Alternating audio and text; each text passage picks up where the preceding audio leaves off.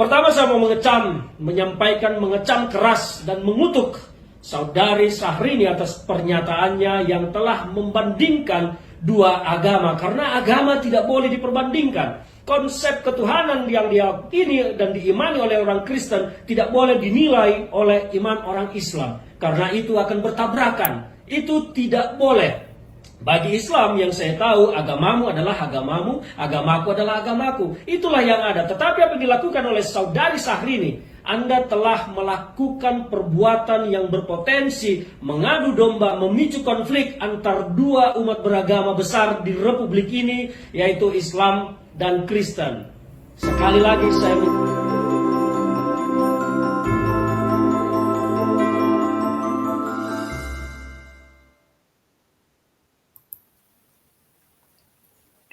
Puji Tuhan, Shalom. Selamat siang menjelang sore teman-teman. Pada kesempatan ini saya akan membagikan kepada kita semua bagaimana sebuah kecaman atau kutukan yang disampaikan oleh Pak Ferdinand Huta Heian yang kita kenal sebagai seorang politisi ya, dan juga sebagai seorang pengacara yang saya pikir cukup terkenal di Indonesia soal apa yang disampaikan oleh Syahrini beberapa waktu yang lalu ketika dia mencoba membandingkan ketuhanan Yesus gitu ya dengan ajaran agamanya ya. Dan tidak lagi berlama-lama teman-teman, saya langsung aja mengajak kita untuk melihat bagaimana postingan dari Pak Ferdinand Huta Heian di akun Instagramnya ya.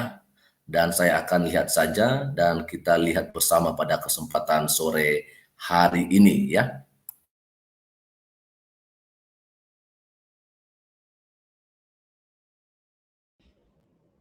Saya mau menyampaikan pesan terhadap Saudari Syahrini. Saya baru membaca di beberapa media online karena saya perhatikan di media sosial sedang ramai membicarakan postingan di story IG Saudari Syahrini yang mengomentari tentang ketuhanan Yesus. Saya baca dari fifa.co.id. Syahrini berkata, umat Kristen harus bertanya pada diri sendiri, apakah gagasan tentang Tuhan dulunya adalah seorang anak yang lemah dan tidak berdaya, yang tidak dapat bertahan hidup tanpa makan, minum, atau tidur sama dengan Tuhan yang Maha Kuasa yang dijelaskan dalam Perjanjian Lama? Tentu saja tidak. Selain itu, Syahrini juga berkata, bagaimanapun di dalam kitab suci, Yesus lahir, makan, tidur, berdoa, dan punya keterbatasan pengetahuan. Sementara Islam mengajarkan bahwa Tuhan selalu sempurna. Umat Kristen harus menanyakan kembali gagasan tentang Tuhan. Pertama saya mau menyampaikan mengecam keras dan mengutuk Saudari Syahrini atas pernyataannya yang telah membandingkan dua agama. Karena agama tidak boleh diperbandingkan. Konsep ketuhanan yang diyakini dan diimani oleh orang Kristen tidak boleh dinilai oleh iman orang Islam. Karena itu akan bertabrakan. Itu tidak boleh. Bagi Islam yang saya tahu, agamamu adalah agamamu, agamaku adalah agamaku. Itulah yang ada. Tetapi apa yang dilakukan oleh Saudari Syahrini, Anda telah melakukan perbuatan yang berpotensi mengadu domba, memicu konflik antar dua umat beragama besar di Republik ini, yaitu Islam dan Kristen. Sekali lagi saya menyampaikan, saya mengutuk dan mengecam keras Saudari Syahrini atas apa yang saudari ucapkan. Tidak boleh mengukur agama orang lain, mengukur keimanan orang lain dengan iman dan agama yang berbeda. Kalau mau bicara tentang konsep ketuhanan Yesus, maka Anda harus menjadi orang Kristen dulu. Karena hanya orang Kristenlah yang berhak menilai tentang konsep ketuhanan Yesus. Anda tidak boleh menabrak garis-garis itu. Ini negara yang berpancasila. Kita hidup berdampingan dengan agama masing-masing. Tidak boleh saling mengganggu dan jangan pergunakan agama yang satu untuk menilai agama yang lain. Karena ketika itu Anda lakukan, maka Anda sedang memicu konflik antar umat beragama. Saudari Syahrini, Anda sebagai public figure, Anda telah melakukan kesalahan fatal dengan membandingkan agama, menilai agama Kristen dengan menggunakan keimanan seorang Islam. Ini adalah perbuatan yang tidak benar. Saudara bisa memicu konflik di negara ini. Maka saya berharap Saudari Syahrini sebaiknya Anda minta maaf terhadap umat Kristen dan minta maaf terhadap bangsa ini karena apa yang Anda lakukan berpotensi memicu konflik antar umat beragama di negara ini, di mana ketenangan, kedamaian, toleransi kita berdampingan hidup bisa terganggu. Sekali lagi, sebagai public figure Anda tidak pantas mengucapkan kalimat itu, maka Anda harus minta maaf terhadap umat Kristen dan kepada bangsa ini. Anda telah membuat kegaduhan dan memecah potensi konflik antar umat beragama di negara ini. Sekali lagi, saya mengecam, mengutuk keras apa yang Anda ucapkan tentang konsep ketuhanan Yesus Kristus di dalam agama orang Kristen. Saya mau menyampaikan pesan terhadap saudari Sahri.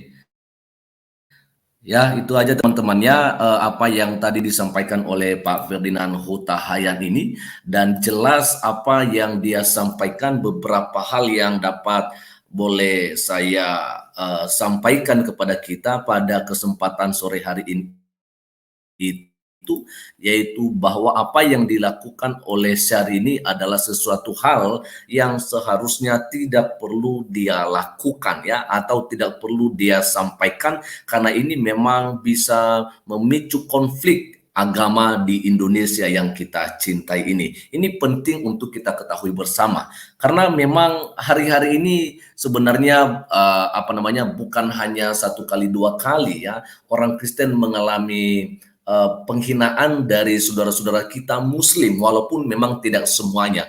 Bahkan pelarangan Natal juga terjadi seperti itu.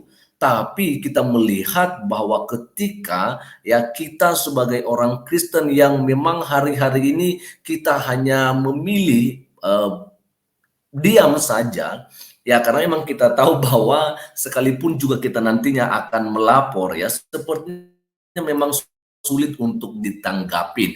Maka ini saya pikir adalah sesuatu hal yang menjadi tantangan buat kita ya, untuk membuktikan kepada dunia, untuk membuktikan kepada saudara-saudara kita yang non-Kristen bahwa memang ajaran Kristen itu adalah kasih ya. Artinya kita tetap bersabar, kita mau mengampuni sekalipun kita dianiaya, sekalipun kita dihina, difitnah dan sebagainya ya, karena memang itu adalah ajaran yang diberikan oleh Tuhan Yesus kepada kita. Nah, teman-teman, tentunya apa yang tadi disampaikan oleh Pak Ferdinand Huta Hayan ini, kalau boleh Syahrini minta maaf kepada orang Kristen yang ada di Indonesia, bahkan kalau boleh minta maaf kepada bangsa ini ya, karena dengan tidak sadarnya Syahrini memang telah menjadi pemicu daripada konflik di Indonesia yang kita cinta ini. Apalagi coba kita melihat teman-teman ya, kalau Syahrini ini dia sampaikan ketika orang Kristen sedang merayakan perayaan Natal, ya kan, sedang merayakan hari kelahiran Sang Juru Selamat, tapi tiba-tiba dia nongol begitu, ya kan. Kita juga nggak ngerti kenapa dia bisa menyampaikan seperti itu. Apakah mungkin saja dia melihat kok bisa gitu ya orang Kristen merayakan perayaan Natalnya dengan luar biasa dan sebagainya, sedangkan yang menjadi penjaga itu mungkin bisa saja seperti di Sulawesi itu kan banyak saudara-saudara kita Muslim juga yang menjadi petugas keamanan, dan itulah seharusnya yang diketahui oleh seorang Syahrini, teman-teman ya. Jadi kesimpulan tadi yang disampaikan oleh Pak Ferdinand Huta Hayan ya, kalau boleh Syahrini harus minta maaf kepada bangsa Indonesia dan juga kepada Kristen yang ada di Indonesia ini. Teman-teman, ini dia ya, saya akan coba bacakan kembali. Ini dia pesan dari Pak Ferdinand Huta Hayan. Saudari Syahrini, ini Anda saya desak minta maaf kepada orang Kristen, ya ini dia jelas ya, dan bangsa Indonesia karena ucapan Anda berpotensi memicu konflik antar umat beragama. Jelas ya, jadi inilah yang menjadi pesan dari Pak Ferdinand Huta Hayan. Ya, oke teman-teman, dan kita akan coba melihat saja apakah mungkin ada yang perlu kita lihat di sini, apa komentar-komentar yang ada, tapi sepertinya ini singkat-singkat sebenarnya teman-teman ya. Oke, waduh singkat-singkat ya. Oke, saya pikir nggak usah lah ya. Yang penting pesan dari Pak Ferdinand Huta Hayan kita sudah bagikan pada kesempatan ini dan semoga saja Syahrini ini boleh mendengarkannya ya. Dan minta bantu sekalian kepada Bapak Ibu Saudara-saudari semua yang menonton video ini agar video ini boleh diviralkan begitu ya. Agar Syahrini boleh mendengarkan pesan dari Pak Ferdinand Huta Hayan ini. Dan tentunya harapan kita memang kita tidak memaksa beliau, tapi paling tidak kan dia sebagai orang yang mempunyai etika gitu ya. Maka saya pikir apa yang disampaikan oleh Pak Ferdinand Huta Hayan ini ya kalau boleh diindahkan lah ya oleh seorang Syahrini. Tapi kalaupun tidak maka itu tidak akan berpengaruh dengan iman kita kepada Tuhan kita Yesus Kristus, karena jelas saja karena ya sekalipun Tuhan kita dihina, maka kita sebagai orang yang percaya kepadanya, sebagai pengikut Kristus, ya kita tidak perlu ya membalasnya dengan kejahatan juga, ya kan? Kalaupun di sini juga ada sebuah komentar dari Edom ya, dia katakan sebentar saya akan blok saja teman-teman ya. Ada komentar ini karena tadi pagi juga saya membahas soal itu loh, soal orang Kristen gitu ya, orang Kristen takut melaporkan Syahrini, ya katanya begitu. Tapi sebenarnya kita bukan takut ya. Nah ini dia, ada dari Edom ya, laporkan Bang.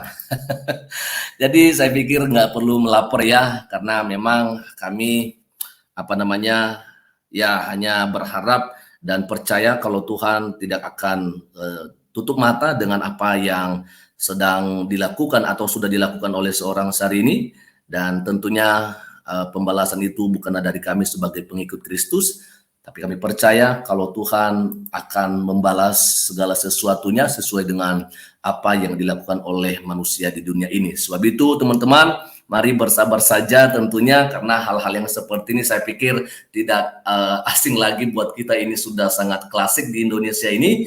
Dan ya ini membuat kita semakin hari ya untuk lebih dekat kepada Tuhan dan benar-benar mengaplikasikan bagaimana kasih yang sudah kita terima ya ketika Yesus datang ke dunia untuk mengampuni dosa-dosa kita ya, karena seharusnya kita adalah binasa, tetapi oleh karena kasih Tuhan, oleh karena begitu besar kasih Allah akan dunia ini, sehingga anaknya yang tunggal yaitu Yesus, itulah yang membuat kita boleh mendapatkan kehidupan yang kekal, yaitu orang-orang yang percaya kepadanya sebagai Tuhan dan Juru Selamat. Banyak hal teman-temannya yang sebenarnya mengungkapkan kalau Yesus itu bukanlah manusia biasa. Yesus itu adalah benar-benar Allah.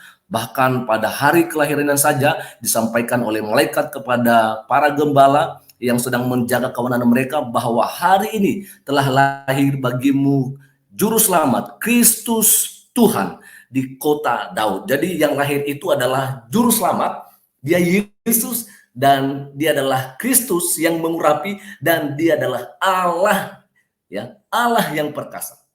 Maka itu jelas sekali seperti apa yang dinubuatkan oleh Nabi Yesaya, bahwa memang